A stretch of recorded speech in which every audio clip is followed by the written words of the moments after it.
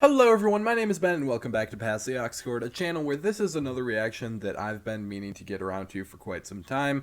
A lot of requests have came in to check out Royal Blood, so I thought what better place to start than their debut and self-titled album. It's usually the best starting point you could possibly ask for. I feel like this cover has become somewhat iconic. It looks familiar to me. I feel like I've seen it a bunch of times in a bunch of different places. I'm not sure if it's just because in 2014 when this album came out it was fairly popular, which I think it was. I think this definitely charted at least a little bit, but I just remember seeing it a lot of places since then, and I haven't ever listened to this band, so that's not really it either. At least to my knowledge. We might get going and find out that I do know some of these songs. I'm not really sure. But I've heard some pretty interesting things about Royal Blood, one of them being that this is a duo of just two guys, and I've also heard that they don't actually use regular guitars. They only use bass guitars in the music, so that's interesting as well. I'm not even really sure what kind of music, other than this is probably some sort of offshoot, at least, of rock music that we're getting into here, but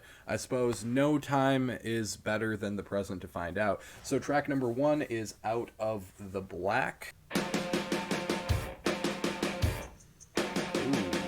I really like that. Oh, this is so heavy already. It's like the song started with the breakdown.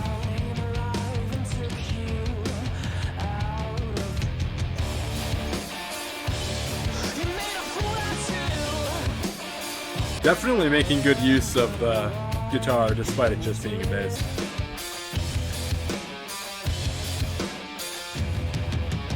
Really liking the lyrics of this chorus. It's very vengeful and intimidating.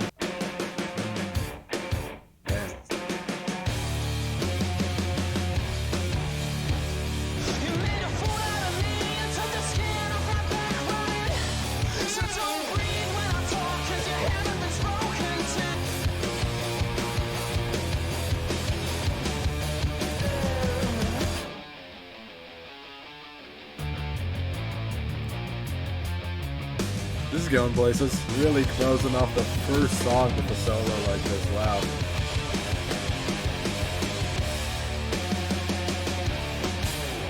Wow.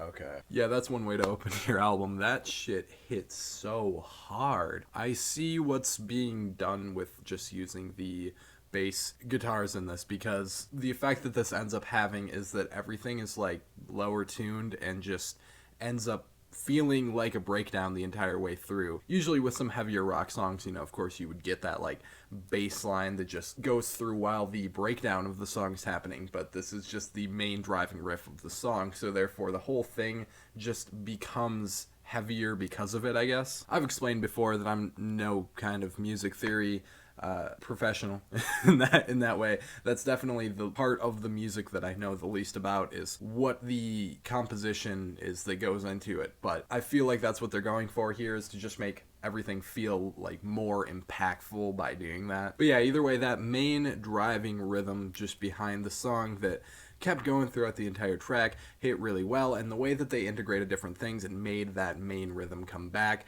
was really cool as well. You had that solo section at the end, pretty heavy, good stuff there. And this song definitely seems to be about betrayal to some degree, or just being very vengeful of someone who did something wrong to you. You've got the line in the chorus, "I've got a gun for a mouth and a bullet with your name on it," is definitely indicative of some of the feelings behind this track in general, and it just has that aura of presentation to it where it feels like our narrator is really pissed off about something and just coming to get what they want. Either way, really good stuff. Good way to start it out. Come On Over is the next one. Also want to note that almost every song on the album is almost a minute shorter than that one. That's the second longest outside of the closer, so maybe everything will be a little bit more immediate, I suppose.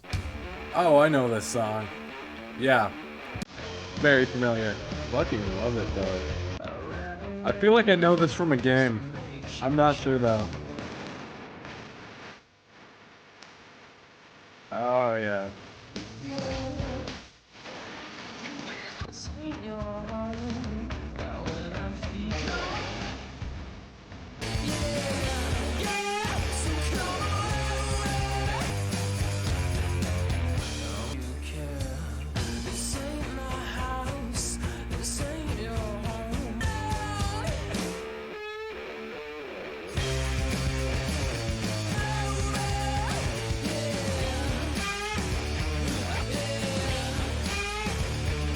really love the riffage going on in this part.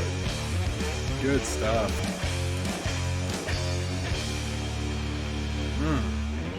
Yeah, I thought I knew something from Royal Blood. Okay, this was definitely the song that I knew. And I knew it from the soundtrack of the latest Guitar Hero game. Actually, I remember playing that a few years back, and this was most definitely on there. Really infectious chorus on there, some great solid riffs. I love the unpredictability of it during the chorus section of the song, when it would just kind of suddenly play a different note you weren't necessarily expecting. And again, part of the benefit of just using the bass guitars in here is that this feels heavier than it normally would have with much higher tuning. I would like to think, I guess. This is in the soundtrack for like 5 different things though, which is where I noticed that it was also on the Guitar Hero one, in which I know it from, but I can totally see why. This is a very likable track. This would be extremely fun to listen to in a concert type setting. Reminds me a little bit of some of the more recent stuff from In Flames, I guess, is something that I'm particularly familiar with that I guess I would connect this to. The lyrics on here seem kind of nondescript,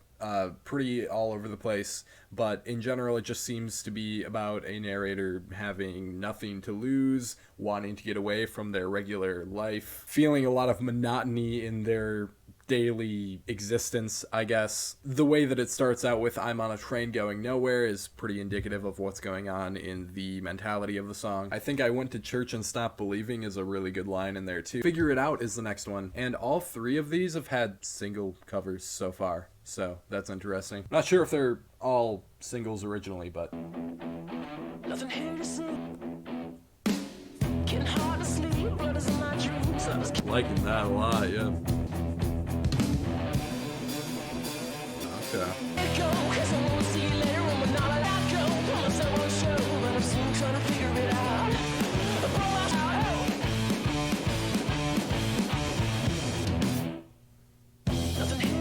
Nice. Really dig those false stops.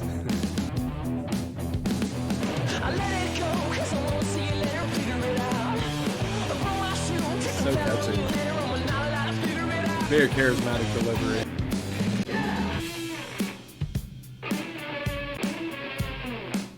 Crazy effects on here right now.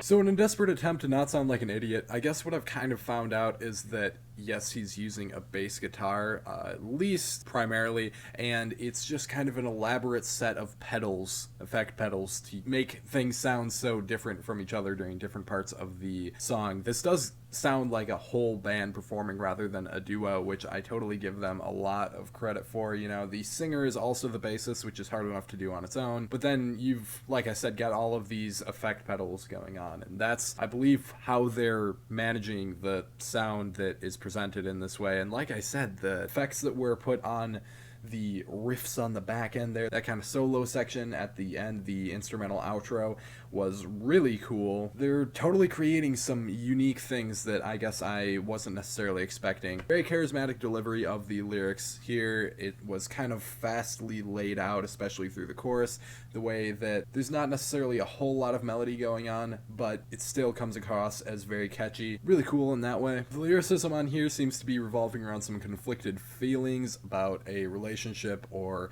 an attraction to a person. Seems to be trying to figure out how he feels about the person that he's talking about in the song. Pretty simple and straightforward in that way. I think that a lot of the language used on here, though, is again rather poetic in a way where it just doesn't blatantly spell everything out to you, and you do kind of have to look at it, and things are just said very cleverly, and I do appreciate that. You've got the line in here, for example, "I broke my shoe, tripped and fell on you." That's very lavishly stated as opposed to just saying that you fell for someone. And I've noticed that a lot of this on here, that has been happening, where something could have been said a lot more simply, but it wasn't for the sake of having more exciting lyricism, and I really like that angle with it. "You Can Be So Cruel" is the next one, and that title sounds extremely familiar, so I might know this one as well. Very short track at under 3 minutes by a significant margin. Pardon me if it's a stupid comment, but this makes me think of ZZ Top.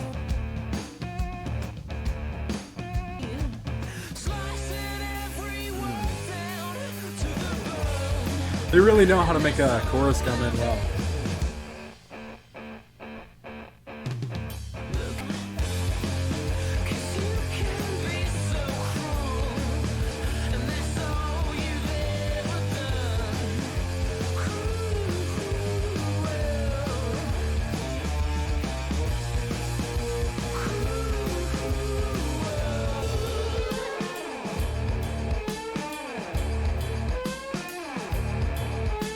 Some like reverb and distortion going on in here. It just makes it feel a lot larger in scale. This one definitely had more of an arena rock, I guess you could say, kind of sound to it, where it just seemed very riff heavy, and the chorus was pretty simplistic, but it was very easy to sing along to, that kind of idea to it. Didn't have a whole lot going on in it in terms of bells and whistles, was pretty stripped back to its core elements and just brought that to the forefront. This song almost seems to be in the perspective of a stalker, but I mean, I'm not really sure how literally I'm supposed to take I'm outside your window, I'm outside your door, you've never been this lonely, well, I've never been this down before, and it shows. But if any of that is literal, then I guess we've got kind of a concept of sorts going on in this song, because obviously this section of the song isn't literal following right beyond that, at least I would think. This can be boiled down at its purest form that this might just be about a toxic relationship going on where the narrator is watching the other person do things that they're unpleased with or something to that degree. Again, it's stated in a way where a lot of things aren't really made blatantly clear, which can be good and bad, but in this case, I suppose it's kind of cool that you can take it however you want to take it. Blood Hands is the next one. It's a very unique sound.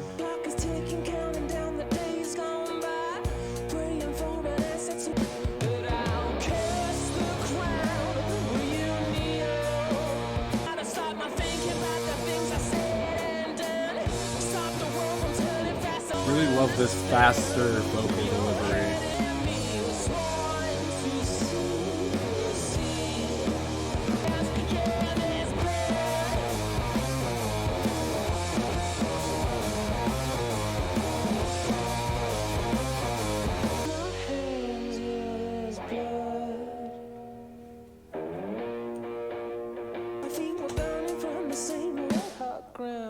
Yeah, fairly interesting track. Again, the use of effects on the riffs that were happening there was pretty unique, and by the end of it though, I feel like it just kind of started existing to where I was like, you know, I was still kind of vibing out with the song, whatever, but it didn't really feel all that exciting by the end of it. Yeah, they definitely had an interesting idea with what was going on for the most part on this track. It's just that, you know, I don't know if this one came across as particularly unique in the grand scheme of things as to how different and fresh it felt at the beginning of the song. Maybe some different ideas put into this track would have made it feel a little bit better, but still didn't mind it at all.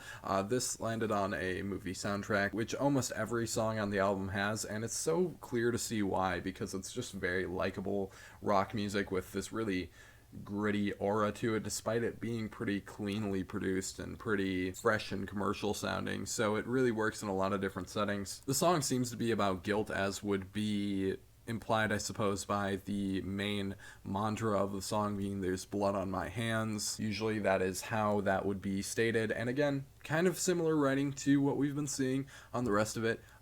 Seems to be just a pretty straightforward song in that way. Again, I really love the fourth verse on here that's on screen right now. Love came and went faster than a penny spent in a slot machine is a really cool set of lines there. I thought that was neat.